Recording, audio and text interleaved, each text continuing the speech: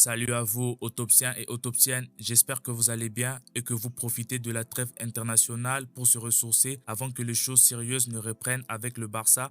Le Barça d'ailleurs qui ne va pas bien en ses débuts de saison avec beaucoup de problèmes techniques sur le terrain. Mais ça, on en a déjà parlé à plusieurs reprises, que ce soit les problèmes en défense, le départ d'Inigo Martinez qui a provoqué tout ça à mon avis. Il y a aussi une vraie dépendance sur les côtés droits du Barça avec Lamine Yamal qui est l'un des seuls qui arrive à se créer des occasions dans l'attaque du Barça. Si on regarde de près cette équipe du Barça, on se rend compte que ce sont ces deux problèmes qui empêchent cette équipe de performer à son meilleur niveau. Car pour moi, l'attaque du Barça ne doit pas seulement dépendre des ailiers et on l'a vu la saison dernière où le Barça avait une attaque imprévisible, que ce soit sur les ailes mais surtout dans l'axe, et un joueur permettait à Hansi Flick de s'appuyer sur cette option. Ce joueur est bien Dani Olmo. Préparez-vous à une analyse complète pour voir pourquoi Dani Olmo fait partie des clés de cette équipe du Barça et pourquoi son apport offensif est très capital si le Barça veut retrouver son attaque de feu, comme la saison dernière avec un quatuor qui explosait les défenses adverses.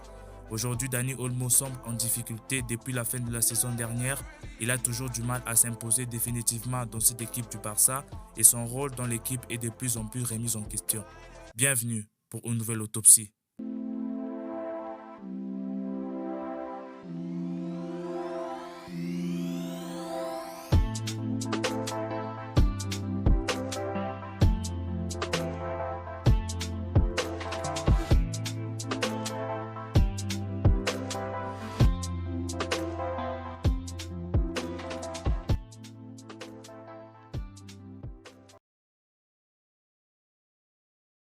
Dani Olmo est un joueur qui est arrivé au Barça dans l'imprévu, mais avec un rôle déterminant dans les systèmes de jeu de l'entraîneur allemand. Et aujourd'hui, on a l'impression que ce rôle est de plus en plus contesté au sein de l'équipe. Que ce soit avec l'explosion de Fermin Lopez, la titularisation de Rafinha sur ce poste et la possibilité de l'explosion de Tro Fernandez. Hansi Flick est un entraîneur réputé pour son approche tactique axée sur le jeu offensif, la possession de balles et le pressing haut. Le profil de Dani Olmo, les mouvements rapides et la créativité d'occasion.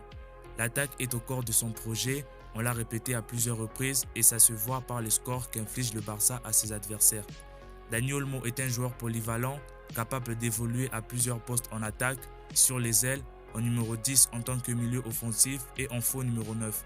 Il possède une excellence technique, une vision de jeu remarquable et une capacité à marquer des buts parfois cliniques quand il ne tombe pas sur ses travers.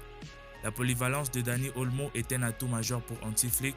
Il peut l'utiliser à différents postes en fonction des besoins de l'équipe et des adversaires car Dani Olmo est un joueur intelligent qui comprend rapidement les consignes tactiques et qui s'adapte facilement aux différents systèmes de jeu. C'est aussi et surtout un joueur qui presse beaucoup, ce qui correspond à l'approche de Hansi Flick qui veut que son équipe récupère rapidement le ballon dans la surface adverse et Dani Olmo est un joueur engagé qui donne tout sur le terrain. On l'a déjà vu à plusieurs reprises, il ne rechigne pas à défendre et travaille dur pour l'équipe. Il possède une excellente qualité technique, ce qui lui permet de réaliser des dribbles, des passes précises et des gestes techniques, surtout entre les espaces. Sa créativité, son sens de but et sa capacité à trouver les espaces en font un joueur précieux pour une équipe qui veut attaquer en gardant le ballon.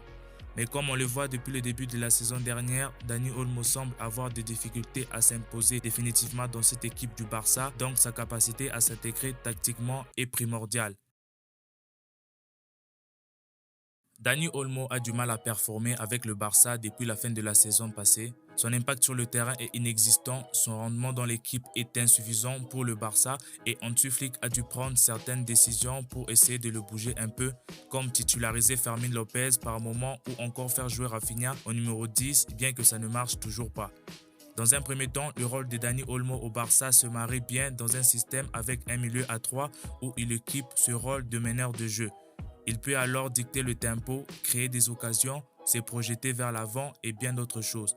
Il peut utiliser sa vitesse qui reste quand même limitée, mais il a des vraies qualités techniques et sa capacité à dribbler pour compenser et pour déborder les défenses adverses et créer régulièrement des dangers dans l'axe par ses passes imprévisibles. Cette position lui permet de combiner sa qualité technique, sa vision de jeu et sa capacité à marquer des buts tout en attirant les défenses et en libérant de l'espace pour ses coéquipiers, notamment Robert Lewandowski. Hansi Flick a déjà exploré les avantages de chaque poste en fonction des forces de Dani Olmo. Sa capacité à s'adapter à différents postes est un atout majeur pour Hansi Flick, mais encore une fois, son niveau de jeu reste le problème majeur pour le Barça. La capacité, chose qui manque au Barça aujourd'hui.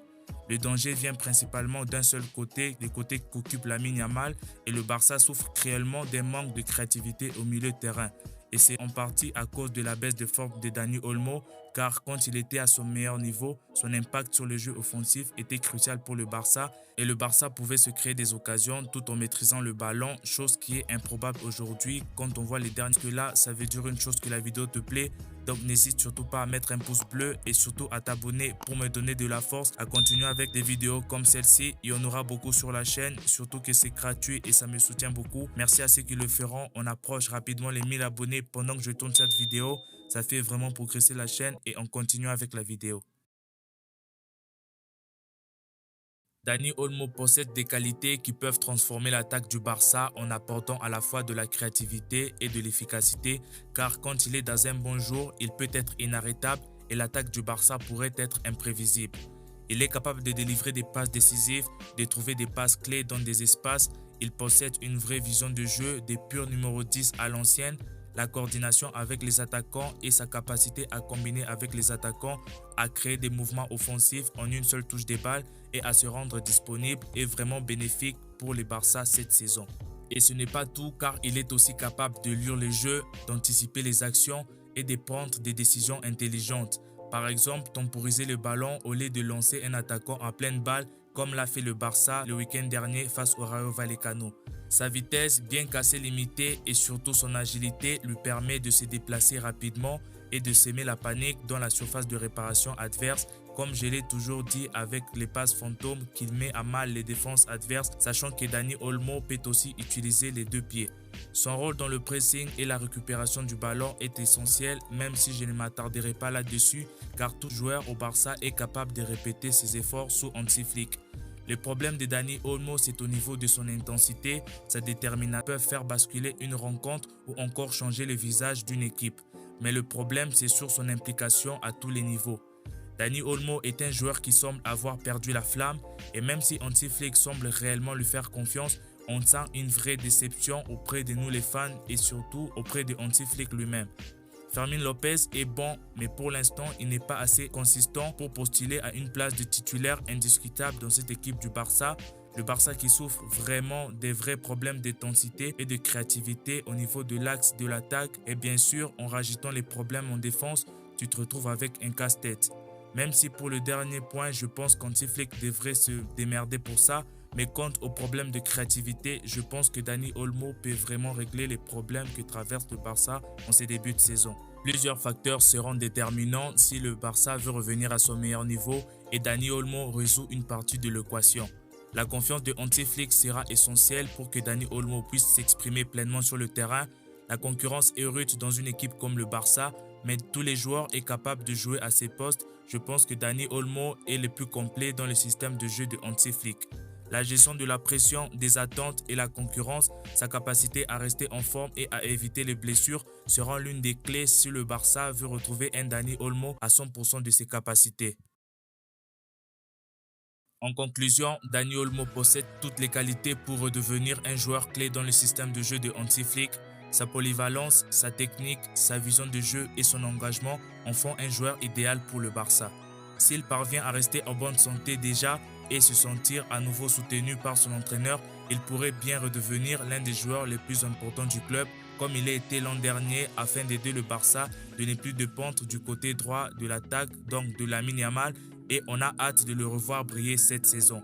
Merci d'avoir regardé la vidéo, n'hésitez pas à me dire en commentaire si pour vous, Dani Olmo pourrait faire partie des solutions aux problèmes que traverse le Barça aujourd'hui. Si mon travail et la chaîne te plaît, n'hésite surtout pas à t'abonner, c'est gratuit, ça ne prend que 2 secondes, ça te prend même pas beaucoup de temps. Nous sommes de plus en plus nombreux. Comme je l'ai dit, on vise les 1000 abonnés et j'espère qu'on l'aura déjà franchi pendant que je tourne cette vidéo. Ça fait vraiment plaisir. C'est un tout nouveau projet que j'ai démarré récemment. Donc pour m'envoyer de la force, le seul moyen pour toi est de t'abonner. Si des contenus comme celui-ci te plaît, n'hésite pas à activer la cloche de notification pour être prévenu lors des prochaines vidéos qui sortiront, car des vidéos comme celle-ci, il y en aura beaucoup sur la chaîne. Merci à ceux qui l'ont déjà fait, c'est grâce à vous si on en est là. Et merci à ceux qui le feront. Et moi, je vous dis à bientôt pour une nouvelle vidéo Autopsie. C'était Barça Autopsie. Visca Barça.